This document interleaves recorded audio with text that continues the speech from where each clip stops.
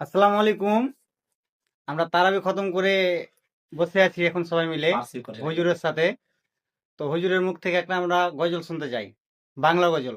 সুস্থ পুরুষ নারীর জন্য, সুস্থ পুরুষ নারীর জন্য ফরজ রোজা, কেহ কইর না কাজা, কেহ ভাইব না বোঝা।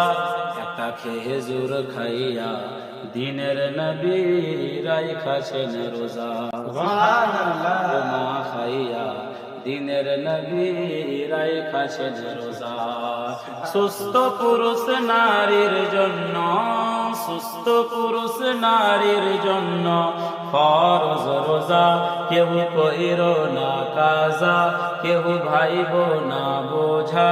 একটা খেজুর খাইয়া দিনের নবী রাইখাছেন রোজা।